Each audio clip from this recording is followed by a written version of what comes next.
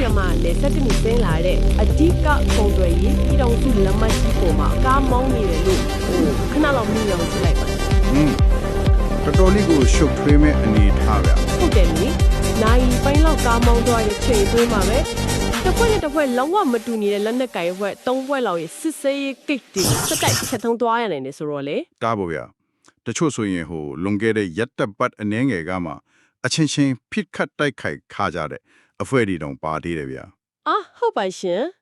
အဲ့ဒီလောက်အထိကိုရှုပ်ထွေးလို့နဲ့မြေတင်အနေထားပါဆိုတော့ဒီနေ့ကျမတို့တွေအသေးစိတ်လစ်လာသုံးသပ်မဲ့အစီအစဉ်မှာအဲ့ဒီလိုအင်မတန်ရှုပ်ထွေးတဲ့ရှမ်းပြည်နယ်မြောက်ပိုင်းစီကိုမကြာသေးမီကတွားရောက်ခဲ့တဲ့ခရီးစဉ်တစ်ခုအကြောင်းကိုဆွေးနွေးသွားမှာပါဟုတ်ကဲ့ကချင်လွတ်လပ်ရဲ့အဖွဲ့ KIO ရဲ့ဒုတိယဥက္ကဋ္ဌဒုတိယဗိုလ်ချုပ်ကြီးဂွန်းမော်ဦးဆောင်တဲ့အဖွဲ့ရဲ့ကွင်းစင်ခရီးစဉ်ကိုဗျဟုတ်ပါပြီဒီခီးစဉ်နဲ့ပတ်သက်ပြီးဗဒင်းရင်မြစ်တီညိုင်းနေကျမတို့ရှာဖွေသွားမယ်အဓိကမေခွန်ကဒါဟာယူရှင်းတဲ့နေမီကွင်းစင်စစ်ဆေးမှုတတ်ပဲလားဆိုတာပါပဲဒါမှမဟုတ်ရင်လည်းအင်မတန်အကဲဆက်လွန်းတဲ့မဟာမိတ်တီကြကအာနာချင်းခွင်းရှာကိုဟန်ချက်ညီညောင်ထင်းကြောင်းနေတဲ့တန်တမန်ရခြေလန်းတစ်ခုလားဆိုတာကိုစိတ်ဝင်စားစရာလေ့လာရမှာပါတကယ်ကိုစိတ်ဝင်စားစရာပါရှင်ဆိုတော့လေ့လာထားတဲ့သတင်းရည်မှာဒီခီးစဉ်အခင်းချင်းကဘလို့ရှိလဲရှင်ဒီနေရာမှာစိတ်ဝင်စားဖို့ကောင်းတာကစာရွက်ပေါ်ကသဘောတူညီချက်တွေထုပြန်ချက်တွေထဲမြေပြင်မှာတကယ်တမ်းလက်တွေ့ဘလို့ဆက်ဆံနေကြတယ်လဲဆိုတာကိုအနိကလေ့လာနိုင်မယ်ခွဲရဲပါပဲဗျာဟုတ်ကဲ့မြေပြင်ချင်းကြီးအစ်စ်မှန်မော့ဟုတ်တယ်ဗျာအထူးသဖြင့်မတူညီတဲ့အကျိုးစီးပွားတွေထပ်နေတဲ့နေမိတစ်ခုမှတန်တမိန်ဆိုတာအစည်းအဝေးခိုင်းမတွေထဲမှာတင်လူကြတာမဟုတ်ဘူးလေဒီလိုမြေပြင်ခီးစဉ်တွေကနေစဉ်လက်အကောင့်တွေဖော်ကြတယ်ဆိုတာတွေ့ရမှာပါဒါဆိုရင်ခီးစဉ်ရဲ့ခြေရာခံလန်းချောင်းကိုအရင်ဆုံးကြည့်လိုက်ရအောင်ရှင်အဖွဲ့ရဲ့လှုပ်ရှားမှုတွေကိုကြည့်ရင် KIO ကထိန်းချုပ်ထားတဲ့ရှမ်းမြောက်ဒေသကနန်းဖက်ကနေကောင်းကားကျယ်ဝါတွေကိုအဓိကတွားရောက်ခဲ့တာတွေ့ရတယ်ဟုတ်ပါဗျာဒါမဲ့အဲ့ဒီခီးစဉ်မှာအခြားလက်နက်ကိုင်အဖွဲ့တွေနဲ့ထိတွေ့မှုတွေစက်တိုက်ဆိုစလို့ရှိခဲ့တယ်ဗျာနန်းဖက်ကမှာကိုကန်အဖွဲ့ MNDAA နဲ့တွေ့တယ်နန်းခမ်းမြို့မှာကျတော့တာအန်အဖွဲ့ TNL နဲ့တွေ့တယ်ပေါ့လေဟုတ်ကဲ့ပြီးတော့ကချင်ပြည်နယ်မန်စီမြို့နယ်တွေကမန်ဝင်ချီမှာကျတော့ SSPBP ရှမ်းပြည်တိုးတက်ရေးပါတီနဲ့ထပ်တွေ့ပြန်တယ်ဗျာအဖွဲ့တွေကတော်တော်ဆုံသွားတာပဲ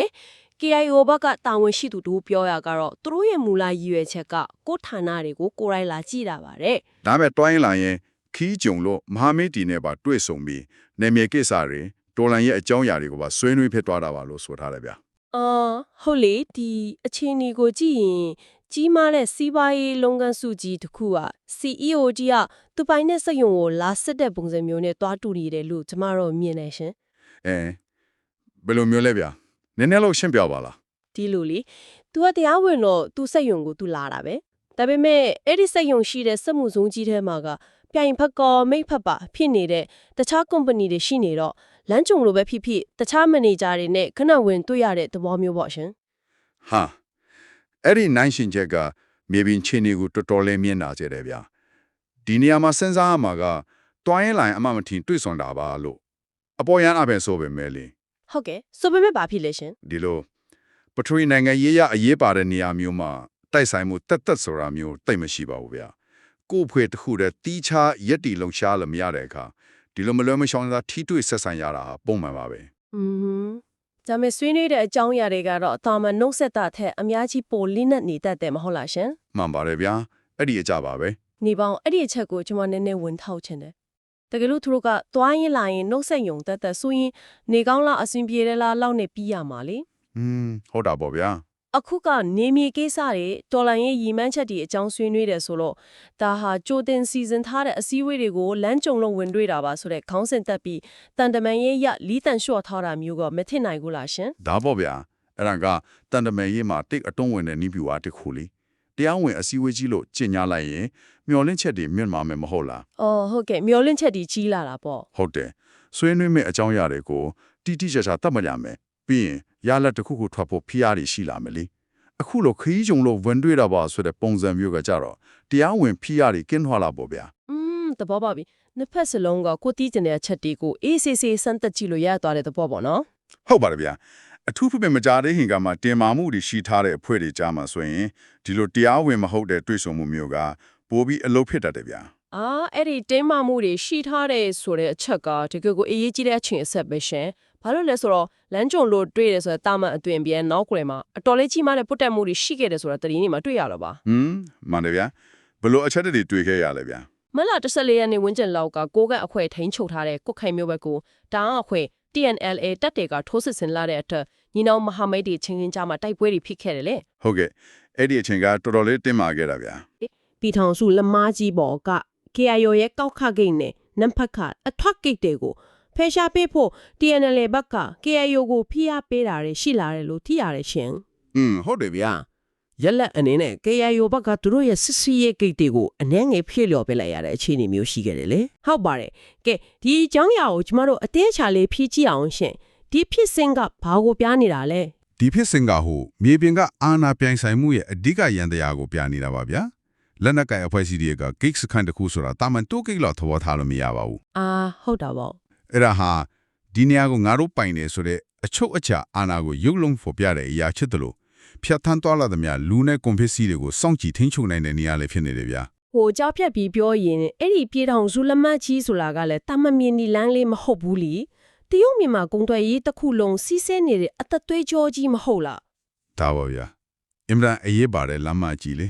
အဲ့ဒီလမ်းကောက gate ဆိုတာကဘသူတွေဘာတွေတဲနေလဲဆိုတာကိုတိနိုင်ုံတာမကပဲစီးပွားရေးအရာဝင်ငွေအများကြီးရနိုင်တဲ့နေရာလို့လည်းကျွန်မနားလဲတယ်ရှင်ဟုတ်တယ်ဗျာအဲ့ဒီလမ်းကိုထိန်းချုပ်နိုင်ရင်တနိုင်ငံလုံးရဲ့ဂုံးစင်နှုံးနဲ့စီးပွားရေးစီးဆင်းမှုအပေါ်မှာတော့တက်ရောက်မှုရှိနိုင်တာကောဗျစီးပွားရေးနဲ့စီးရဲအာဏာနှစ်ခုစလုံးပေါင်းစုံနေတဲ့နေရာပေါ့နော်အတိအကျပါပဲဗျာဒါကြောင့်မလို့လေဒီလမ်းကြောင်းကိုလွှမ်းမိုးဖို့အဖွဲ့တိုင်းကစ조사ကြတာပါဒါဆိုရင်စဉ်းစားစရာတခုရှိလာပြီရှင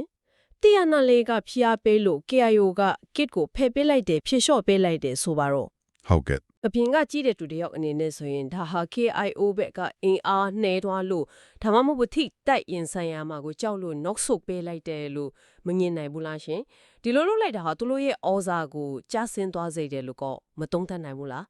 းအဲ့ဒါကရန်ကောင်းတဲ့မိကွန်းပါဗျာရုတ်တရက်ကြည့်ရင်တော့ knock ဆုတ်ပေးလိုက်တာဟာအားနေချက်လို့ထင်စရာရှိတာပေါ့ဒါပေမဲ့လက်နက်ကင်တော်လိုင်းရဲ့ချီးမားတဲ့ပုံစံခွဲကြည့်ထဲမှာချီးဖို့လိုတယ်ဗျာဘယ်လိုမျိုးကြည့်ရမလဲရှင်ဂိတ်တစ်ခုကိုအသေးဆုပ်ကင်ထားပြီးမဟာမိတ်အချင်းချင်းတွေးထွက်တန်ရုပ်ဖိမဲ့လမ်းကိုရွေးမလားဒါမှမဟုတ်ကိုယ့်ရဲ့မြင်ထားတဲ့ရုပ်ဝတ္ထုပိုင်းဆိုင်ရာထွင်းချုပ်မှုကိုအနှဲငယ်လျှော့ချပေးလိုက်ပြီးနိုင်ငံရေးအရာနားလည်မှုတဲ့မဟာမိတ်ဆက်ဆံရေးကိုစက်ထင်းထားမလားဆိုတဲ့ရွေးချယ်မှုပါပဲဗျာသဘောပေါက်ပြီ KIO ဟာနိုင်ငံရေးအရင်ချက်တဲ့အဖွဲ့အစည်းတစ်ခုဖြစ်တဲ့အတွက်ဒီအချိန်မှာညီနောင်မဟာမိတ်တွေကြားတဲ့ကပုတ်တိတ်မှုဒီမှာဝင်ပြီးအယိုးမခံဘူးဗျပရိပခါမီတော့ပိုမကြည့်ထွားအောင်လောင်စာလွတ်ချပေးလိုက်တဲ့သဘောပါပဲဒါဟာကြောက်လို့စုတ်တာထပူကြီးမှလည်းဘုံရန်တုကိုရင်ဆိုင်နေတဲ့အချိန်မှာအတွင်းကြီးအခွဲပေးမဖြစ်အောင်ချင်းခွင်းညညိလိုက်တဲ့တန်တမန်ကြီးကစားကွက်ပလို့နော်မှန်ပါတယ်ဗျအဲ့လိုပဲမြင်ပါတယ်တကယ်ကိုစိတ်ဝင်စားစရာပဲရှင်မျက်စိရှေ့ကမြင်ထားတဲ့နာမည်ကြီးတစ်ခုကိုအနစ်နာခံပြီးပူကြီးမှတဲ့မဟာမိတ်ရန်တရားကြီးမပြည့်စည်အောင်ထိန်းလိုက်တာပေါ့ဟုတ်တယ်ဗျဒါပေမဲ့အဲ့လောက်ထိတင်မမှုတွေကိတ်ကြီးဖဲခိုင်းရတဲ့ရှိထားပါရဲ့နဲ့အခုဘိုးချုပ်ကြီးကိုမော်ရဲ့ချီးစင်မှာအံ့ဩစရာကောင်းလာတစ်ခုတွေ့ရတယ်ရှင်ဗာများတွေ့ရလို့လေဗျအဲ့ဒါက TNL နဲ့တွေ့ဆုံတဲ့နေရာမှာ TNL ရဲ့ထိတန်းခေါင်းဆောင်ပိုင်းနေနဲ့တွေ့တာမဟုတ်ဘဲအောက်ခြေအဆင့်အဖွဲ့အစည်းတွေတာဝန်ခံနေနဲ့ပဲတွေ့ဆုံခဲ့တယ်ဆိုတဲ့အချက်ပဲရှင်ဟုတ်ကဲ့လီလာစုဒီပြောတာကတော့လက်ရှိ KIO အမည်နဲ့ကိုးကန်အဖွဲ့တို့ SSPB တို့နဲ့ကပြဿနာကြီးမာမာမရှိဘူးလို့ဆိုတယ်ဗျTNLA နဲ့အနှဲငယ်ရှိခဲ့တဲ့တင်းမာမှုကလည်းအခုငြိမ်သွားပြီပေါ့ဟုတ်ပါတယ်ဒါကြောင့်ဒီခရီးစဉ်ဟာကြီးကျယ်ခမ်းနားတဲ့မဟာမိတ်ထိပ်တီးဆွေးနွေးပွဲကြီးမဟုတ်ပဲတာမန်အခြေအနေကိုစမ်းသပ်ကြည့်တဲ့စေပညာရပြောရင်အပူချင်းစမ်းသပ်ကြည့်တာမျိုးပေါ့ဗျာအပူချင်းစမ်းသပ်တယ်ဆိုတာကအဖျားငွေငွေရှိနေသေးလားဒါမှမဟုတ်ပုံမှန်ပြန်ဖြစ်သွားပြီလားဆိုတာကိုမြေပြင်ဆင်းပြီးစမ်းသပ်တဲ့သဘောလို့ဆိုကြတယ်ဗျဟုတ်ကဲ့အပူချင်းစမ်းသပ်တယ်ဆိုတဲ့စကားလုံးကတော်တော်လေးကိုစီးလို့ပါတယ်ရှင်ဒါပေမဲ့ကျွန်မကတော့အဲ့ဒီအချက်ကိုနည်းနည်းတန်ညားရှိတယ်ဒီလားဘာဖြစ်လို့လဲဗျထိတ်တန်းခေါင်းဆောင်တွေချင်းမတွေ့တာပြုတ်အဖွဲလီဖက်စလုံးကဒီတွေ့ဆုံမှုတွေနဲ့ပတ်သက်ပြီးဘာမှတရားဝင်တည်ထုတ်ပြန်တာမျိုးမရှိတာတွေလေဒါတွေကပြဿနာတွေကိုပြေလဲတော့အောင်ရှင်းလိုက်တာမှမဟုတ်တာဟုတ်ကဲ့ဝေရအနာချက်တင်ယုံယုံလို့ပြီးတကိတ်ပြဿနာအရင်မြစ်တွေကိုကော်စောအောင်လဲတွင်းပြီးဖုံးခွဲထားလိုက်တာမျိုးကိုမဖြစ်နိုင်ဘူးလားရှင်အားလုံးကရင်ကုန်နှုတ်ပိတ်နေကြတာကတကိတ်ကိုအချင်းကြီးလေးကောင်းနေလို့လား ဒါမှမဟုတ်ပေါက်ခွဲထွက်နိုင်တဲ့အနေထားမို့လို့ဘာမှအသက်မထွက်ရကြတာလား ဒီနေရာမှာတန်တမန်ရေးတာရဲ့လုပ်ငန်းစဉ်ကိုနားလည်ဖို့လိုတယ်ဗျာပြဿနာတွေကိုကော်စောအောင်လဲတွင်လိုက်တာတော့မဟုတ်ပါဘူး ဒါဆိုဘယ်လိုသဘောမျိုးလဲရှင် ဒါပေမဲ့ထိတ်တန်းခေါင်းဆောင်တွေချင်းတိုက်ရိုက်တွေ့ဆုံလိုက်ပြီဆိုရင်အဲ့ဒီတွေ့ဆုံမှုကနေတိကျတဲ့သဘောတူညီချက်တစ်ခုခုထွက်လာဖို့လူထုကောတပ်ဖွဲ့ဝင်တွေကပါမျောလင့်လာကြတယ်လी အော်ဟုတ်ကဲ့မျောလင့်ချက်တွေကြီးလာတာကိုပြောတာပေါ့ ဟုတ်တယ်တကယ်လို့ကောင်းဆောင်တွေချင်းတွေ့ပြီးမှစကားများပြီးသဘောတူညီချက်မရဘူးဆိုရင်အဲ့ဒါကတကယ့်ကိုအကြီးအကျယ်ကြာရှုံးမှုဖြစ်သွားပြီးပြဿနာကအစားပေါင်းများစွာပိုကြီးထွားနိုင်ပါတယ်ဗျာ သဘောပေါက်ပဲဒါကြောင့်မလို့အောက်ခြေအဆင့်တဲ့အလဲလက်ခေါင်းဆောင်တွေချင်းအရင်ဆုံးစကားပြောကြည့်ကြတာပေါ့နော် အတီးကြပဲဗျာအောက်ခြေမှာနားလည်မှုလွဲလို့စကားဆက်မရရင်လေအောက်ခြေကလူတွေနားလည်မှုလွဲသွားလို့ပါဆိုပြီးအလွဲတကူအကြောင်းပြလို့ရတယ်လीထိတ်ပိုင်းမှာမျက်နှာဖြက်เสียမလို့တော့ဘူးပေါ့ဗျာ ဟုတ်ပါတည်င်းမထုတ်ပြန်တာကလည်းဒီသဘောတရားပဲဖြစ်မှာပေါ့ရှင် ဟုတ်တယ်ဗျာအရာအနုအတိအကျသဘောတူညီမှုမရသေးခင်မှာတည်င်းထုတ်ပြန်လိုက်ရင်ကိုယ့်ဘက်ကနေနောက်ဆုတ်ပေးရမယ့်ကိစ္စတွေအရှုပ်ပေးလိုက်ရမယ့်ကိစ္စတွေမှာကိုယ့်လူထုကလက်မခံတာမျိုးတွေဖြစ်လာနိုင်လို့ပါဗျာ ရှင်းလင်းသွားပါပြီရှင်အပေါ်ရနာပြဿနာတွေပေါက်ခွဲမထွက်အောင်အဖုံဖိထားပြီးနောက်ကွယ်မှာတတိကြီးကြီးနဲ့နားလည်မှုတွေတိဆောက်နေကြတဲ့အနေထားပေါ့ ဟုတ်တယ်ပါဗျာလောလောဆယ်မှာတော့အရာအလုံးကိုအတန်းတိတ်ပြီးရေအောက်မှာပဲညှိနှိုင်းနေကြတာဖြစ်ပါတယ် ဒါပေမဲ့အဲ့လိုလက်နက်ကိုင်အဖွဲ့အစည်းတွေအချင်းချင်းအကျိုးစီးပွားတွေညှိနှိုင်းနေတဲ့တန်တမဏိကစားဝတ်တီရွှေ့နေတဲ့အချိန်မှာတကယ်တမ်းမြေပြင်မှာနေစဉ်နဲ့အမျှအသက်ရှင်သန်မှုရုန်းကန်နေရတဲ့ပြည်သူလူထုရဲ့ဘဝတွေကဘလို့အနေထားမှာရှိနေမလဲဆိုတာတွေးကြည့်မိတယ်ရှင် အဲ့ဒါကတကယ်ကိုအရေးကြီးတဲ့အပိုင်းပဲဗျာ တရင်ချက်လက်တွေအရဆိုရင်နံပါတ်ကဒေတာကို KIA က2023ခုနှစ်ဒီဇင်ဘာလကုန်လောက်မှာစတင်တိုက်ခိုက်ခဲ့ပြီး2024ဇန်နဝါရီလမှာအပြီးတိုင်သိမ်းပိတ်နိုင်ခဲ့တယ်လို့သိရတယ် ဟုတ်ကဲ့ ဒါမဲ့ပြဿနာကအဲ့ဒီဒေတာဝန်းကျင်မှာ KIA တဖွဲ့တည်းရှိနေမှာမဟုတ်ဘူးလေခုနကကျမတို့ပြောခဲ့တဲ့ TNA လေး MNDAA SSPB တို့တာမကပဲရခုတ်တက်တော့ AA ကပါစီးရလှူရှားနေကြတာဆိုတော့ ဟုတ်ကဲ့ဗျာအဖွဲ့တွေကတော်တော်များတယ် ဒီလိုအဖွဲ့ပေါင်းစုံရှိနေတဲ့နေရာမှာဘိုးချိုချီကွန်းမော်ကနန်းဖက်ကခချင်းနှစ်ချင်းခရစ်စတန်ပြားကျောင်းမှာဒေသခံပြည်သူတွေနဲ့တွေ့ဆုံခဲ့တဲ့ရှင်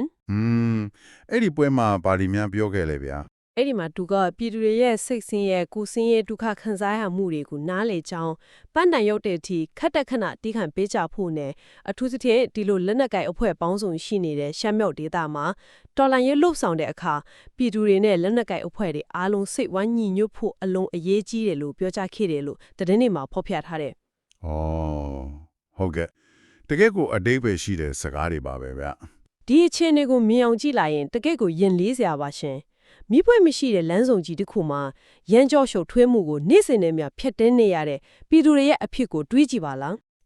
တော်တော်လေးကိုစိတ်ဖီးစီးစရာကောင်းပါပဲဗျာ ဟုတ်တယ်လေညာဘက်ကကားကဘတော့꿰မလဲဘယ်ဘက်ကကားကဘတော့ဝေတိုက်မလဲဆိုတာမတိရပဲလမ်းဖြတ်ကူးနေရလို့မျိုးပဲဒါပေမဲ့ကျမစစ်ထဲမှာမိခုတစ်ခုပေါ်လာတယ်ရှင် ဘာများလဲဗျာ ခေါင်းဆောင်တယောက်အနေနဲ့ဖះเจ้าထဲမှာတီးခံကြပါစိတ်ပိုင်းညီညွတ်ကြပါလို့ပြောရလွယ်ပါတယ် ဟုတ်တယ်ပေါ့ ဒါပေမဲ့လက်တွေ့မြေပြင်မှာအပြည့်အစုံပေါင်းစုံကိုအခွန်ဆောင်နေရတဲ့ဘယ်ဖွဲ့ကဘယ်ချိန်လာဖမ်းမလဲဘယ်ချိန်တိုက်ပွဲတွေပြန်ဖြစ်မလဲဆိုပြီးနေစဉ်ထိတ်လန့်နေရတဲ့ပြည်သူတွေအတွက်ဒီညညွှန်းရေးဆိုတဲ့စကားလုံးကတကယ်ကိုအလို့ဖြစ်ရလားရှင်ဒါဟာနိုင်ငံရေးအရအားပေးစကားထက်သက်လွင်ပြင်မှာဟစ်ကြွေးနေတာမျိုးမဖြစ်နေဘူးလား အဲ့လက်ကလက်နက်ကင်တော်လန်ရွက်ဖယ်စီတိုင်းရင်းဆိုင်ရတဲ့အကြီးမားဆုံးအချက်တွေပါပဲဗျာ အော်ဟုတ်ကဲ့ စစ်ရေးရနေမြေတခုကိုဝင်ရောက်တိုက်ခိုက်သိမ်းပိုက်လိုက်ဖို့ဆိုတာကလာပိုင်းရက်ပိုင်းမဲ့ကြာကောင်းကြနိုင်ပါလေဗျာဒါပေမဲ့အဲ့ဒီသိမ်းပိုက်ပြီးတဲ့နေမြေကိုအုပ်ချုပ်တဲ့အခါလी အုတ်ချုပ်ရေးအပိုင်းကခက်တာပေါ့နော် ဟုတ်တယ်အထူးသဖြင့်မတူညီတဲ့လူမျိုးစုတွေမတူညီတဲ့လက်နက်ကင်အဖွဲ့အစည်းတွေရောနှောနေထိုင်တဲ့ဒီထမျိုးမှာပြည်သူလူထုရဲ့ယုံကြည်မှုကိုတိဆောက်ဖို့ဆိုတာနေ့နဲ့ချီပြီးအချိန်ယူရတဲ့ကိစ္စပါဗျာ ဟုတ်ပါတယ်ပြည်သူတွေကသူတို့ကိုလုံခြုံရေးပေးနိုင်တဲ့တရားဥပဒေစိုးမိုးရေးလုပ်ပေးနိုင်တဲ့အဖွဲ့ကိုပဲထောက်ခံကြမှာကို အတိအကျပဲဗျာအခုလိုဖွဲ့၄-၅ဖွဲ့ကဒီပန်နတီလွမ်းဖို့ကြိုးစားနေတဲ့အခါပြည်သူတွေကဘသူ့ကိုယုံကြည်ရမလဲဆိုတာဝေခွဲမရဖြစ်လာတာပေါ့ တနာစရာပါပဲ ဘူဂျူကြီးကွင်းပေါ်ရဲ့စကားတွေ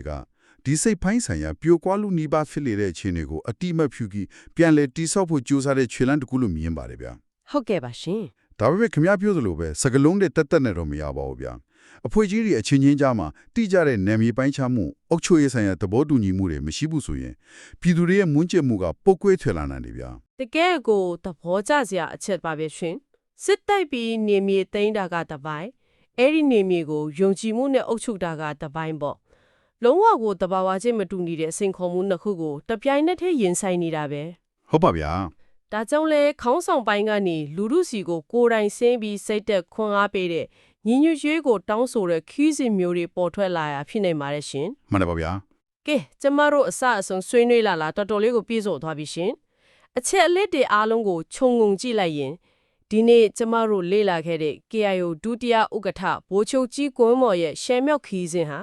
တပ်ဖွဲ့ဝင်တွေကိုတွားရုပ်ကြည့်ရှုတဲ့တာမန်ကွင်းစင်းစစ်ဆေးမှုတသက်လုံးဝမဟုတ်ပါဘူး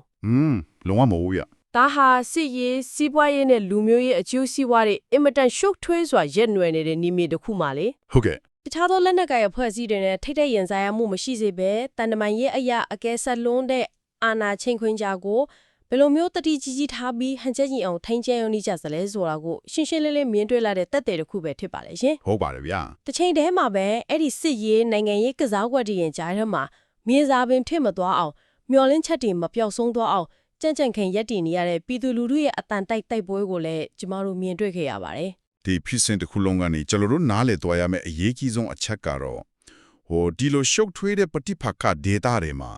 ရန်သူနဲ့မိတ်ဆွေဆိုတာအမြဲတမ်းအသေးပုံသေးတတ်မှတ်ထားလို့မရဘူးဆိုတာပါပဲဗျာ ။အော်ဟုတ်ကဲ့တကယ်ကိုလက်တွေ့ကြတဲ့အချက်ပါပဲရှင် အားလုံးကကိုယ့်အကျိုးစီးပွားနဲ့ကိုယ်ရှင်းတတ်နိုင်ရဲ့အတွက်နေ့စဉ်နဲ့များညင်နိုင်မှုတွေ